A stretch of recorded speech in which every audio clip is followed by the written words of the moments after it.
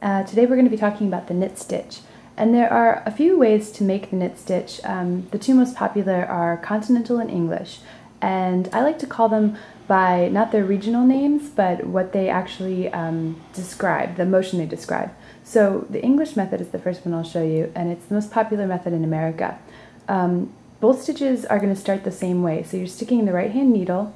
Oh, first I should show you, you should figure out a way to tension your yarn. Some people will kind of pick up the yarn and drop it between each knit stitch, but that's not going to be a great way to keep proper even tension while you're knitting. So try to develop a method that works for you and feels comfortable, that lets the yarn feed through your hand. What I like to do is wrap it around my pinky once and then over my index finger, and then I have it in my hand and see it's kind of tensioned around my pinky, and you can figure out what works best for you. The same is not going to be, it's not going to be the same for everyone. You might weave it in and out of a couple fingers, or wrap it around one finger twice, or just find something that feels comfortable. So I wrap it around my pinky, have it over my index, and then you're sticking your right hand needle. I like to tell new knitting students that you're just going to remember this direction. So you're going from the left to the right in a diagonal. So you're sticking your needle in from the left, and you're going back towards the back of the knitting through the stitch. You're wrapping or throwing. This is called throwing. This is the English method. And then you're just going to reverse it and go back, right back from where you came. So right back through, and then get that stitch off the needle, and that's your new stitch. So experienced knitters, you know all of this. One tip that I like to remind people of, something I forget to do, is when you're making a stitch, try not to work up on the tips of the needles. It's really tempting to do that because when you get up to the tip of the needle, there's a little more space to get your other needle in there. If you're a tight knitter, that tends to be the tendency to work really close up to the tips, but that's sort of what's making the tight stitches. So you need to be able to wrap the loop of yarn all the way around the base of the needle here, the widest part. That's what's determining the size of your next new loop and ultimately the gauge of your knitting. So see what I mean? Get the needle all the way in there, wrap it around that part, not the tip, and pull it through and get it off. Some people like to do, newer knitters might put their finger on the end of the needle like that to keep the loop from popping off. That's a common problem. They'll be pulling it through and they'll lose the loop, it'll fall off, and they'll get really anxious. So a fingertip can help with that. Okay, I finished a couple rows in English style, or throwing, and I want to show you Continental now. And there are similarities, at least the way I knit. You can see the tensioning is going to be the same sort of thing. So when I switch to my left hand for Continental or picking, I wrap it around my pinky and then my index finger, and the needle is going into the stitch the same exact way. So remember, from left to right and towards the back. So go into the base of the stitch and go from left to right, and then the yarn is going to be parallel to the needle. I try not to have my finger up quite so high. Parallel to the needle, and you're just going to go over the yarn in a clockwise direction. So you're picking a loop and pulling it through. And same thing, as I said before, beginners might want to keep the yarn on the needle with their fingertip just like that, so it doesn't pop off. I actually still do that. It's a bit of a crutch. I'm trying to stop. I'm sure it slows me down. So people like this method for its speed because it's very efficient. And I actually like to do kind of a combination of picking and throwing. So I'm picking a stitch, and I also like to help it by throwing it over. So it's sort of a hybrid method. And it's really fast.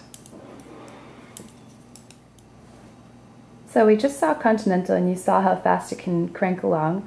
English style for me can be just as fast. I sort of do a throwing,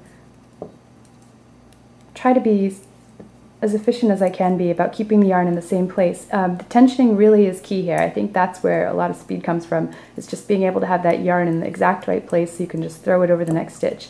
And I feed it along with my fingers, and it's pretty fast. Some knitters are going to feel a lot more comfortable with one method. I recommend learning both. You can switch between them if you're having sort of pain on one side, or one way of knitting is causing you pain. Or if you were doing color work, you can work with both hands, equally, with equal amounts of comfort, and it's really fast and efficient that way too.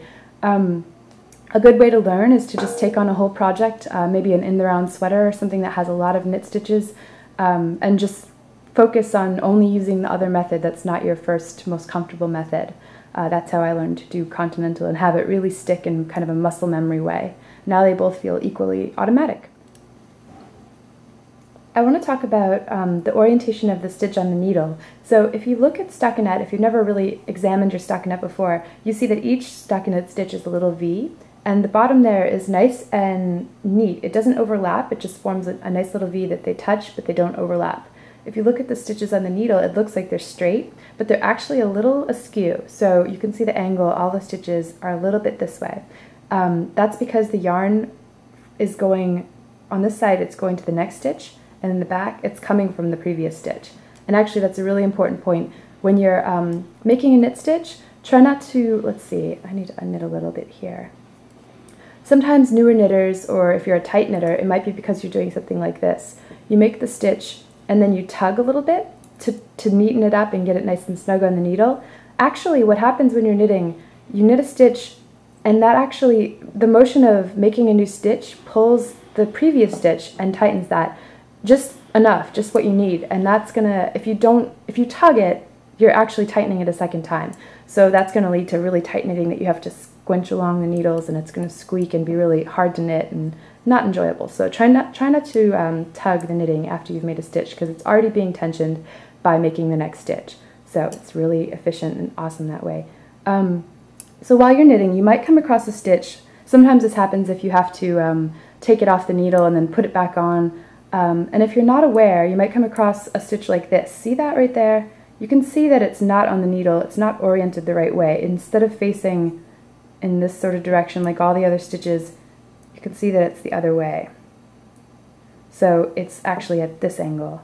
To correct that without fiddling too much, you can just knit that into the back loop, and that corrects it and makes it nice and straight again, and the yarn on the needle is in its correct direction. Sometimes you want to do this with a normal stitch to cross it on purpose. So you just knit it through the back loop, and you can see that at the bottom now they're kind of twisted. So it's a cross stockinette stitch or a twisted stitch. This makes a really nice tight ribbing. Oops. See that right there? It creates a bit of texture, and it's a nice decorative effect. So you're just knitting to the back loop. And again, I'm gonna reorient the stitch so it's not on there properly, so you can see that correction again. Oops, so it's got on the needle, it's not correct, something looks wrong. You can check the top to see where the angle is going. Just knit that to the back loop to get it right back where it needs to be.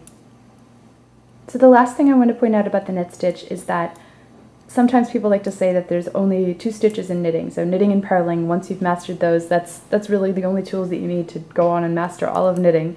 But there's actually only 1 stitch, because when you make the knit stitch, you're actually making a purl stitch. So you see the back of every knit stitch is a purl. If you look at the back of it, there's a purl bump. So when you go backwards, I'm going to just do a little short row here. To get stockinette, you just have to work a knit stitch in reverse and purl, and if you turn that over, you're making knit stitches. So in essence, there's only 1 stitch. You're just working it in slightly different ways. You're either working it with the wrong side facing you or its right side facing you.